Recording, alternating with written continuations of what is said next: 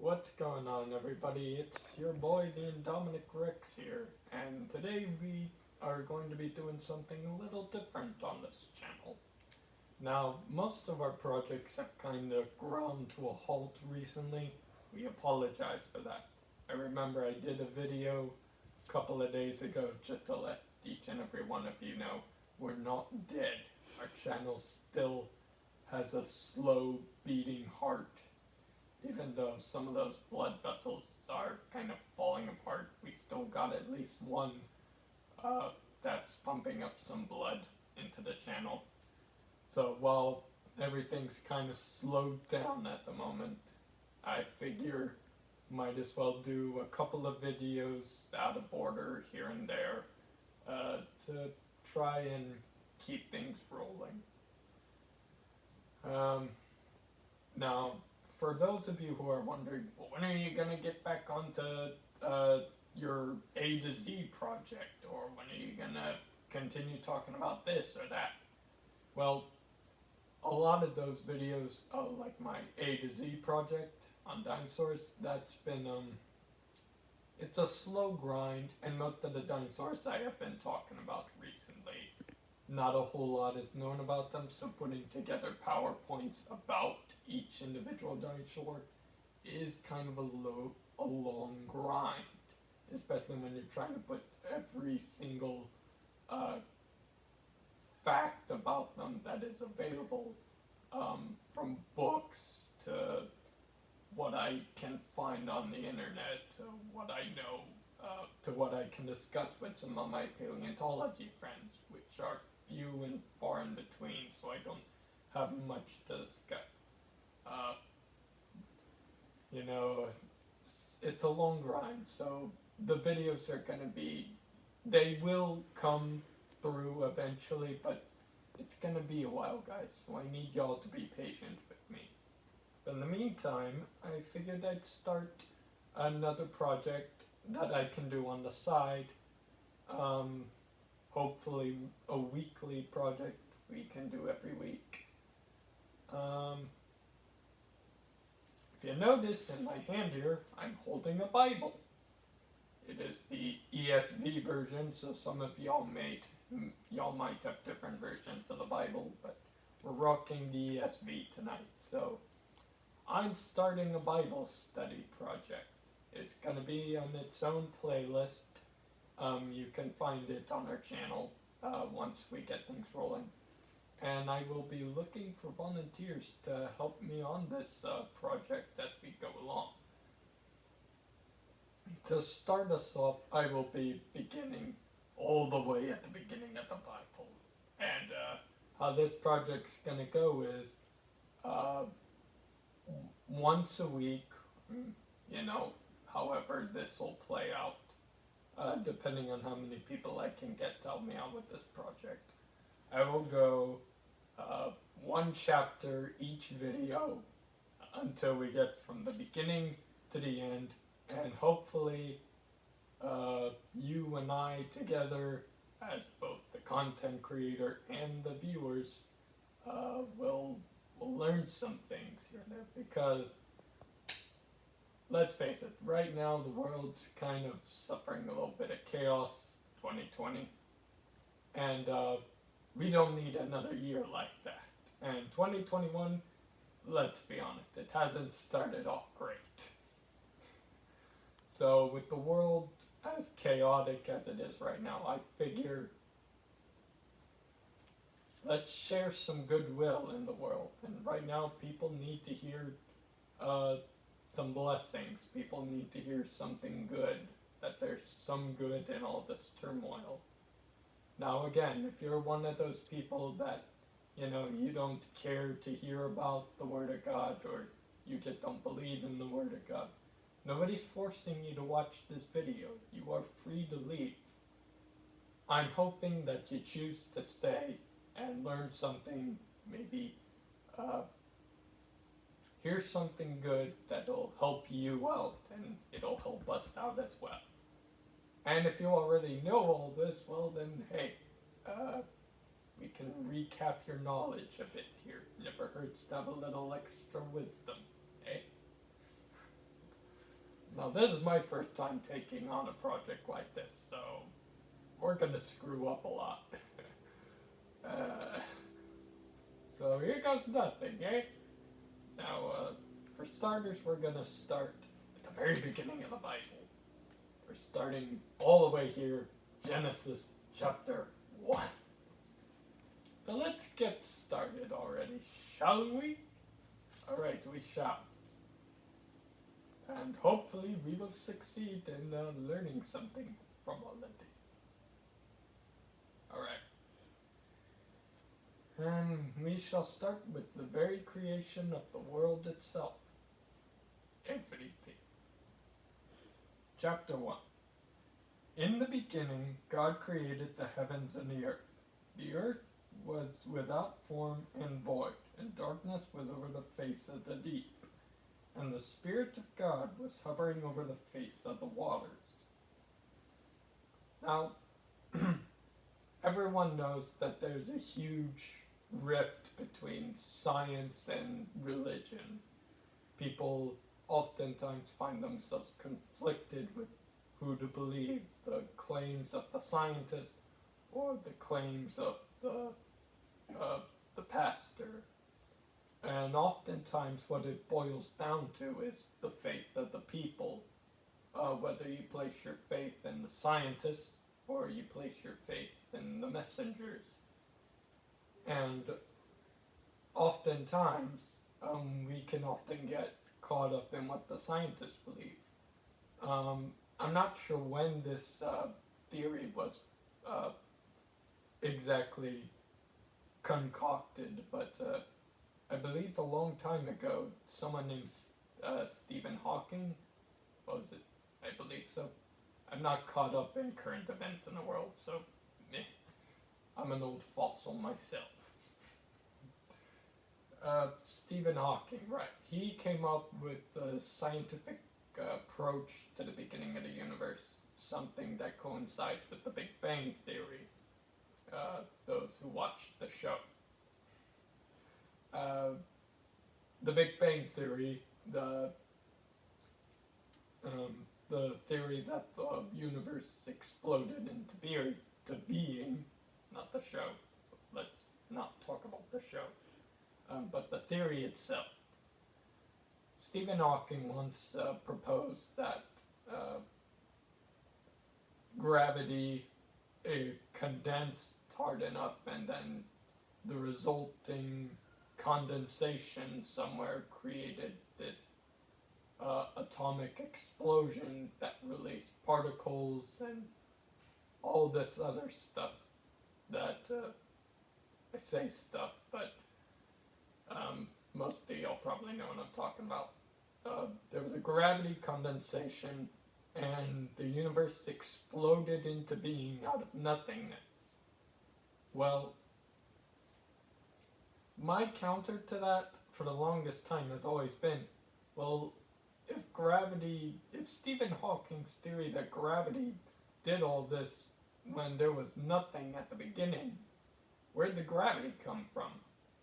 Like, how'd the gravity get there to condense if there was nothing in the void that was the beginning of time, the beginning of the world, the beginning of the universe?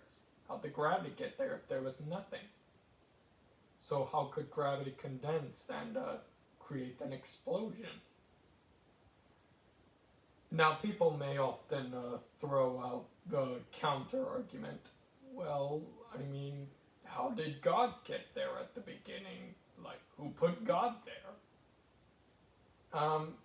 Oftentimes, there aren't many answers to that.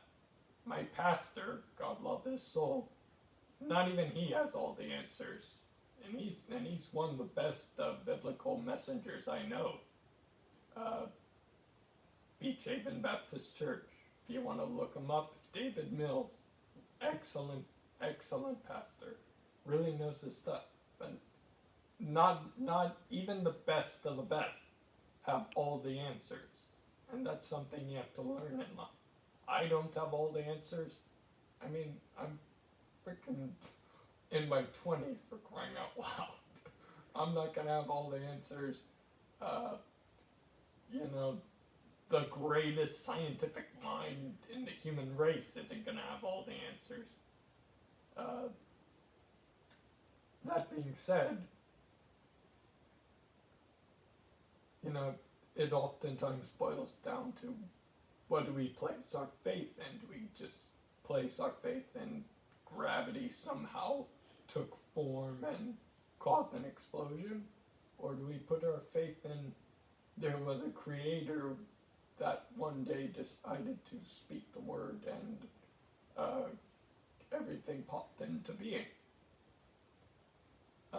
Another theory that was proposed to me a while back, I have a few interesting conversations with other people. That's things like that, especially nowadays. That maybe God created the universe with a Big Bang, meaning that God created the Big Bang Theory himself. And I say, well, not the Big Bang Theory, but the Big Bang, that resulted in the Big Bang Theory that most scientists believe. Well, that's not a bad theory. It's not exactly a solid theory, but we don't have all the answers. For all we know, God may very well have decided, alright, you know what? Gravity, get in there, cause an explosion. We're going to start things off with a bang. And boom, we had a colorful explosion, and the universe came into being. Moving on with the chapter, I'm just speaking my mind in between, so it might be a long video. Props to my camera person for bearing with me this long. I took my auntie a friend. Alright, and God said, let there be light, and there was light. That has something to do with what I said earlier about God spoke and then there was an explosion. That's why a lot of people come to me sometimes and say, well, how do you know God didn't create the Big Bang? So what if scientists and religious people are right? Well, God did. It does say here in the Bible, God said, let there be light, and there was light. So God spoke, and immediately there was light. It just popped into being. Kind of similar to how Stephen Hawking theorized that gravity just condensed somewhere and then an explosion popped into being.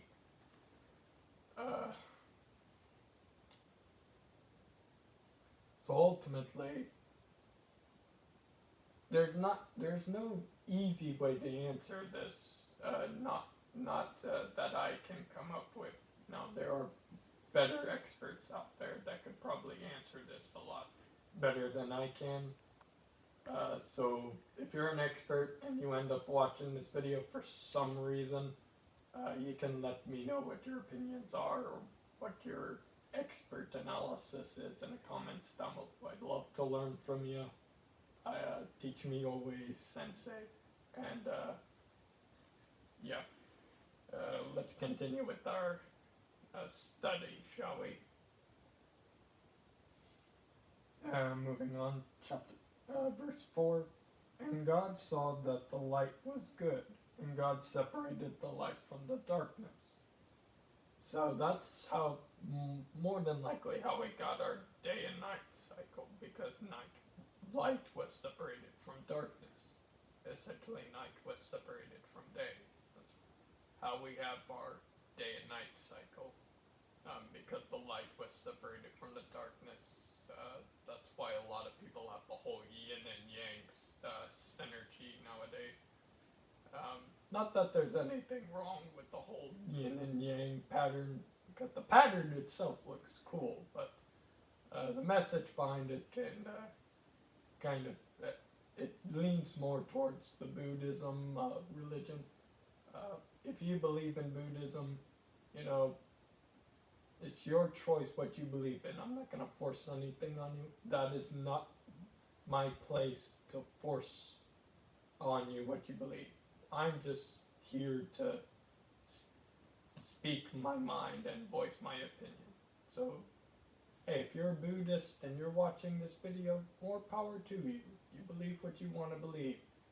And in the end, you come to your conclusions exactly how other people come to their conclusions.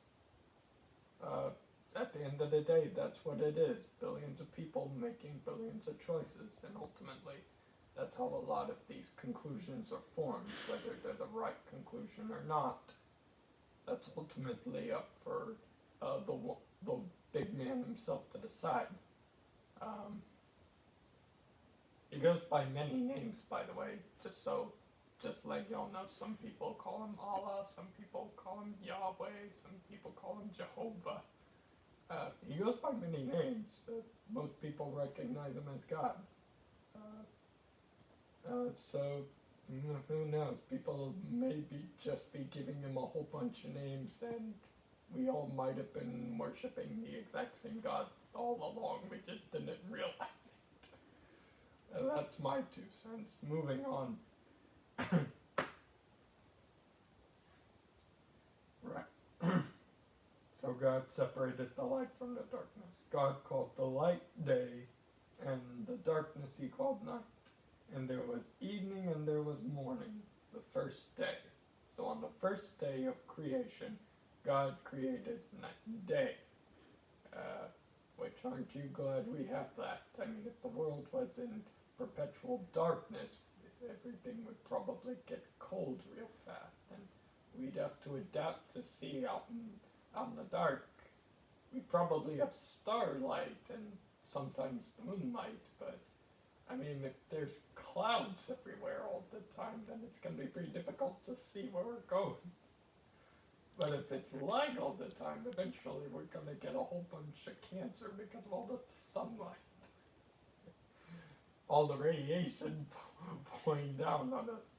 I know it's a terrible joke, but if UV, too much of one thing is going to be bad for you. UV radiation and whatnot, and then not being able to see, and stuck in a perpetual darkness where everything's cold and whatnot.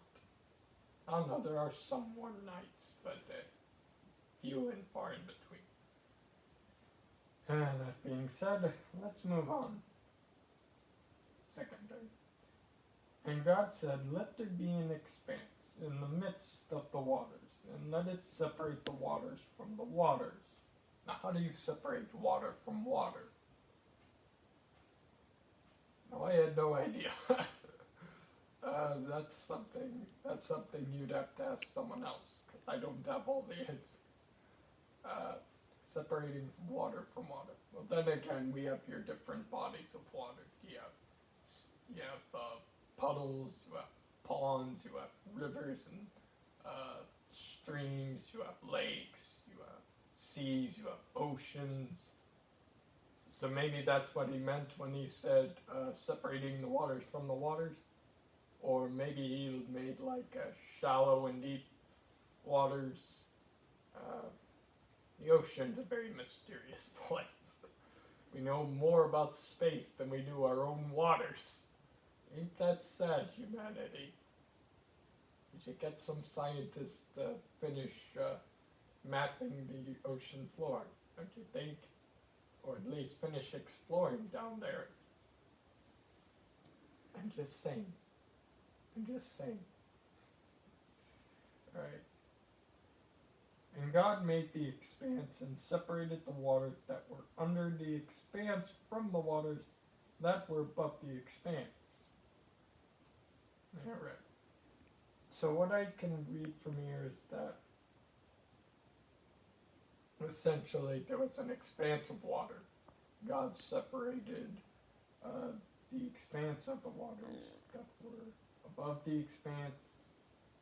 And someone's going to have to help me with this in the comment section below because it's confusing me. See,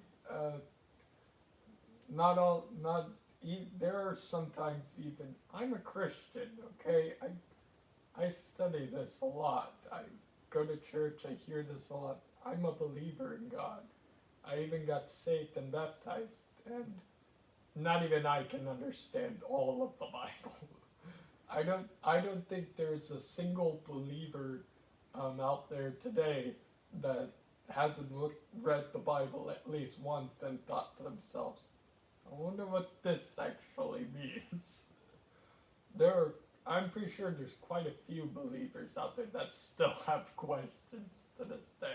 And we're only in chapter 1. I don't get the whole expanse thing. So hey, if you're in the comments section, let me know, please. I have no idea what I'm doing. Let's move on from this. Right. So we separated the expanse of the waters. We separated the waters that were under the expanse from the waters that were above the expanse. So probably deep end, shallow end. Maybe. I don't know. And it was so. God called the expanse heaven. So I guess he separated heaven from the waters. Or he separated heaven from earth. I know it says here he made the expanse and separated the waters that were under the expanse from the waters that were above the expanse. So maybe at one point heaven was sitting on top of some water. I'm probably taking this too much in a context, and if I am, I'm sorry. Please don't punch my hat off. It's a very nice hat. No, it's actually trash. I got the thing for like $5. So, let's see. So, this could mean that maybe heaven once sat atop an expanse of water. I'm not exactly sure myself. All I know is that there was an expanse, and God separated that expanse from the waters, and the expanse was called heaven. Then there was evening and there was morning. That was the second day. So God created the heavens, and then there was night and day. So first day, we got night and day. On the second day of creation, we got the heavens. Let's see, now we're going into the third day. We're going to be mixing it up a lot of days here. And God said, let the waters under the heavens. See, so there were some waters under the heavens at one point, until God separated it, then they really were underneath the heavens. So, let the waters under the heavens be gathered together into one place, and let the dry land appear. And it was so. God called the dry land earth. So here we now get land masses. So God created the lands. So if we take this at face value, it could be that God separated the heavens from the earth. And then from this earth, he created the seas and whatnot, and then he began creating land masses. At least that's what I'm taking out of context here. And the waters that were gathered together, they were called seas, and God saw that it was good. Now we have seas. So before it was just an expansion of water, and God created. You get where I'm going with this. So now we have seas and land masses. I'm getting ahead of myself. See, I have no idea what I'm doing. I'm just reading and trying to put together a study. Hopefully you enjoy it, because by the end of this video, my brain's gonna hurt. I'm probably gonna have to take the hat off and rest my head. God saw that it was good, right? And God said, let the earth sprout vegetation, plants yielding seed, and fruit trees bearing fruit, in which is their seed, each according to its kind on the earth. And it was so. The earth brought forth vegetation, plants yielding seeds according to their own kind, and trees bearing fruit, in which is their seed, each according to its kind. And God saw that it was good. And there was evening and there was morning, the third day. So the third day, we have plants, fruits, vegetation, each being able to reproduce plant life. So fruit-bearing trees, and in the fruit there were seeds, so that when the fruit dies, the seeds will sprout up more fruit trees. Things of that nature. You all know how not herpetology, botany works, hopefully. Uh, Teachers, you should probably teach your kids how plants work. Parents, maybe do the same at some point. They have to know these things at some point. Now we're on to the fourth day. I nearly lost my spot there. And God said, "Let there be lights in the expanse of the heavens to separate the day from the night, and let them be for signs and for seasons and for days and years. And let them be lights in the expanse of the heaven to give light upon the earth." And it was so. And God made the two great lights, the greater light to rule the day, and the lesser light to rule the night, and the stars. And God set them in the expanse of the heavens to give light on the earth, to rule over the day and over the night, and to separate the light from the darkness. And God saw that it was good. And there was evening, and there was morning, the fourth day. So at this point, we could probably claim that the expanse is the universe at this point, and God has just created the sun and moon. The moon to rule over the night, as it does its rightful place in the sky, glows off a little bit of light, and the sun, which rules the day. Everyone should know what the sun and moon are by now. If you don't know what the sun and moon are, who's been teaching you? Why don't you know this? Come on, guys. The sun and moon. It's basic. It's basic human knowledge 101. You should know this. Alright. Fifth day. We're burning through this quickly. That's because my camera person's getting impatient, and I don't wanna irritate them. And God said, "Let the water swarm with swarms of living creatures, and let birds fly above the earth across the expanse of the heavens." In this case, the heavens being the skies. So you have to be careful with context there. So God created the great sea creatures and every living creature that moves, with which the waters swarm, according to their kinds, and every winged bird according to its kind. And God saw that it was good.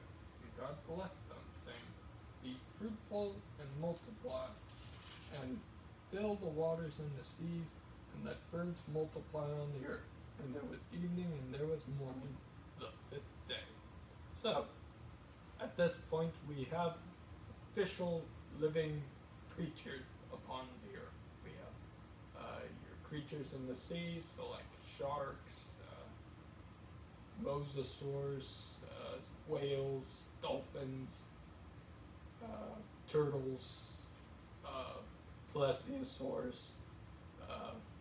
You have all kinds of things. So when scientists say that sharks have been around older than even the dinosaurs, they weren't wrong. Turtles, sharks, and all the creatures in the sea were probably around a lot longer, a day longer than all the creatures on the land. As were the birds. They were born on the same day. So the next time you look at a bird or some creature from the sea, you look at it, you go, "These things have been around a lot longer than the first lizard." Or reptile, if you want to be technical. Because lizards are reptiles, and there are other reptiles out there other than just lizards. I'm just giving an example, but to all the specific people out there who are probably going to yell and throw the books at me, I'm sorry. So, moving on to the sixth day. God said, "Let the earth bring forth living creatures according to their kind, livestock and creeping things, and beasts of the earth according to their kind." So now we've got sheep, we've got cows, we've got snakes, we've got bugs, we've got spiders.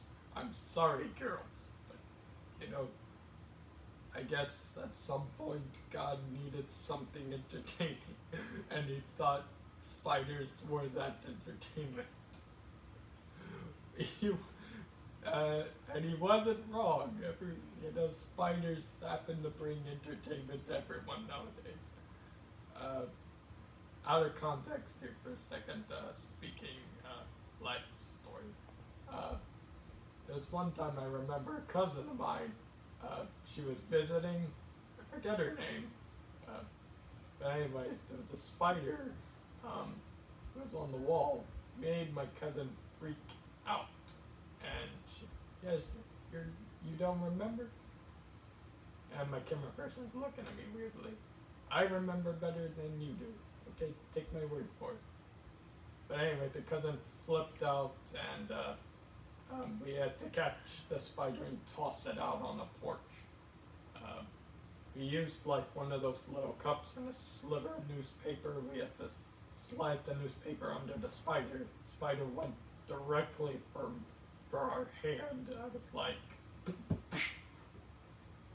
I don't know what was going through God's mind when he made spiders, but they do have their fair share of entertainment value. They bring screams to the world, and sometimes the world needs screams. Then again, if you're not afraid of spiders, more power to you. I never found why people were afraid of spiders. They're smaller than you are. So surely they might bite or they might leap on you. If they leap on you, you can just go one and done. You don't got them. You just put your shirt in the wash and you get all the blood out. It's like cleaning up after you've killed someone. I'm not encouraging you to kill anyone. I'm just giving an example. The blood's got to get off your shirt somehow. I'm gonna get arrested for this. All right. Moving on. Oh yeah. Also, moving on from spiders, we also probably got dinosaurs at this point. So we got cows, sheep, spiders, snake, all the things. We probably even have dinosaurs because they were creatures of the earth, beasts of the earth. We've got everything at this point. It's like Super Smash Bros. At this point. Everyone's here. Not literally, but I'm speaking out of context. Hopefully some people might get what I'm saying, and if you don't get what I'm saying, I'm sorry. Feel free to use the comment section. Ask me what I mean, and I will do my best to explain. Or if you know what I mean and you want to criticize me for making the context, I'm sorry. I'm not going to apologize for the spider reference, though, because spiders are fun. You can use them in all kinds of ways. Plus, they get rid of flies. How could you not love them for that? They get rid of mosquitoes and flies and all those annoying buzzing insects that keep haunting us every day. They just fly around and attack our eyes and ears. It's irritating. Spiders get rid of them for us. How could we not want them around? So good on the spiders. Anyways. God saw that it was good. Then God said, "Let us make man in our image, after our likeness, and let them have dominion over the fish of the sea, and over the birds of the heavens, and over the livestock, and over all the earth, over every creeping thing that creeps upon the land." So God created man in his own image. In the image of God, God created man. Male and female, he created them. So around this time, God has created the beasts of the earth, and then finally created man. Either it was God's greatest gift or God's greatest mistake. You feel free to judge that as you wish. Personally, I don't feel God makes mistakes. I mean, he is God after all.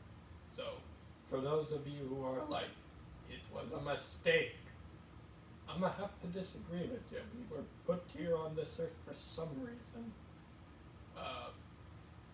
That reason being, well, that's a story for another time. If I were to jump ahead, then I'd have to go all the way to that chapter, and I'm not ready to skip forward just yet, so you'll have to wait and find out what man's purpose is later. Unless you want to talk about it in the comment section down below. In which case I will answer. I will get back to you on that later. And so God blessed them, and God said to them, "Be fruitful, multiply, and fill the earth and subdue it, and have dominion over the fish of the sea, and over the birds of the heaven, and over every living thing that moves on the earth." And God said, "Behold, I have given you every plant yielding seed that is on the face of all the earth, and every tree with seed in its fruit. You shall have them for food." So yeah, God gave us dominion over everything. It's not a bad bargain, isn't it?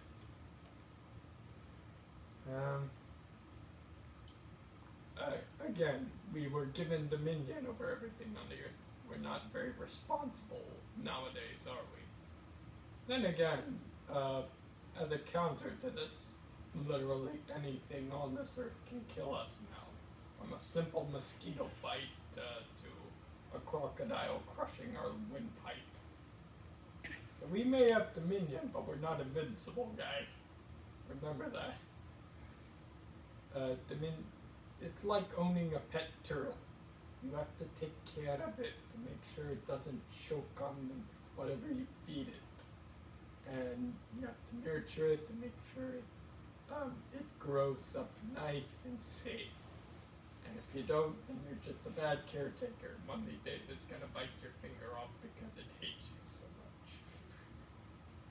That's essentially humanity and the earth at this point. If we don't take care of the earth, it's going to bite our fingers off because it hates us. Famous last words. I'm just making stuff up as I go along here. We do that.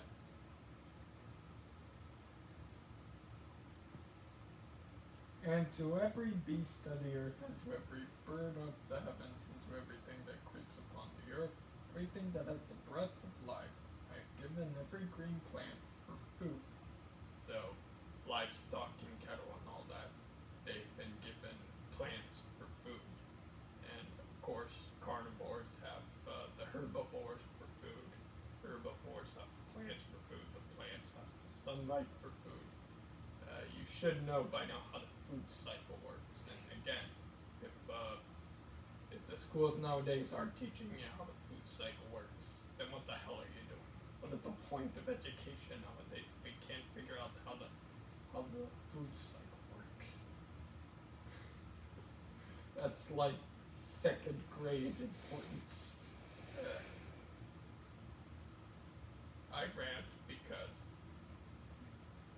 I just rant, right? And it was so. So God has created the food cycle.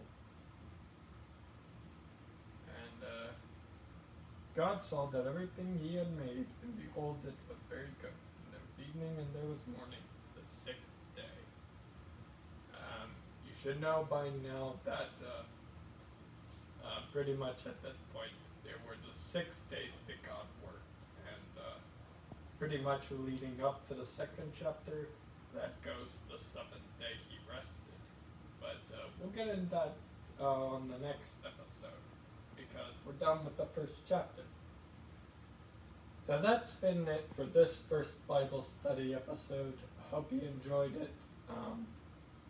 I'm certainly going to enjoy going through this with you guys. I hope you enjoy going through it with me. Maybe I'll bring some interesting perspective you've never heard before, or maybe you've heard it all before and you're just listening to some random fool voice his opinions. And to which that's exactly what this Bible study is. I'm just some random fool reading the Bible and spreading the word and giving my opinion about the word at the same time. Now, I may say some things that might not make sense later on, but hopefully I will clear things up with you later, and I'm sorry for that, but eventually things will make sense as we progress further and further on in this project. But today was our very first trial and error run. Hopefully there was more trial than there was error. But if there was more error than there was trial, well, it's a learning process, guys. I'll get better as we go along. And like I said, hopefully we'll get some guests on this project with us.